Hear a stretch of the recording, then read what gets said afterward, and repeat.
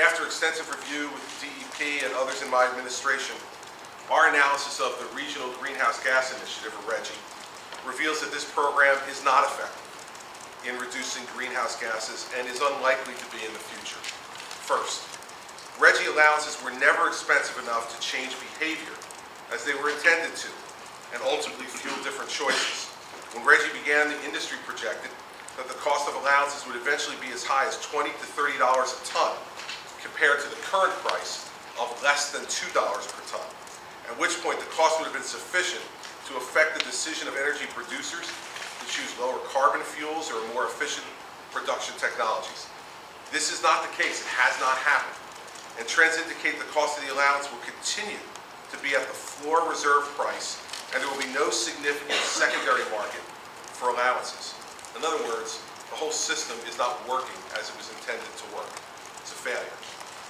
Second, New Jersey's carbon emissions, from a report the DEP will release today, are already below the goals for 2020 set out in New Jersey's Global Warming Response Act, the legislation that permitted the state to participate in RGGI. According to this most recent report, which was conducted before RGGI was implemented, greenhouse gas emissions are down in New Jersey. Reduced emissions have been due to the increased use of natural gas and the decreased use of coal. We're seeing that the market, and not RGGI, has created incentives to reduce the use of carbon-based fuels.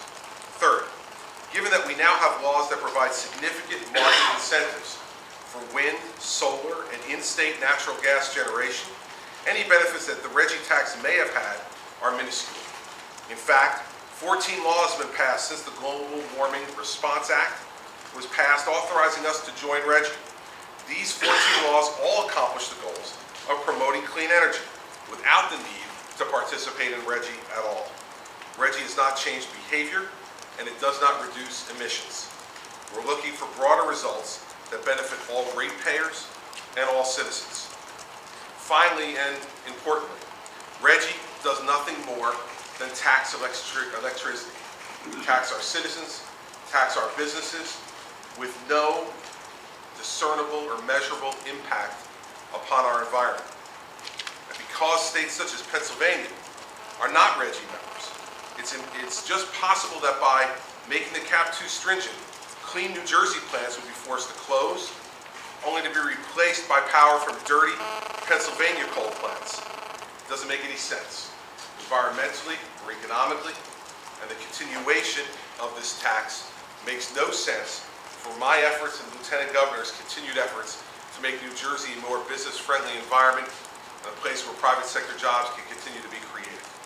So, we will withdraw from RGGI in an orderly fashion by year's end.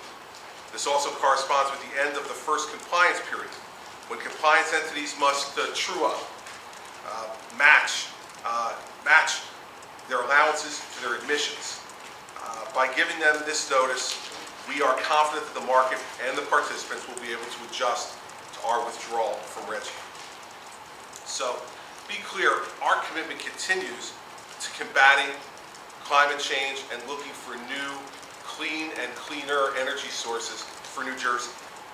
We're committed to putting in place policies that actively work to decrease greenhouse gas emissions and achieve the 22.5% renewable portfolio standard target by 2021. The future for New Jersey is in green energy, and already we've put in place policies to broaden our access to renewable sources of energy, cleaner natural gas generation, and ending our reliance on coal generation.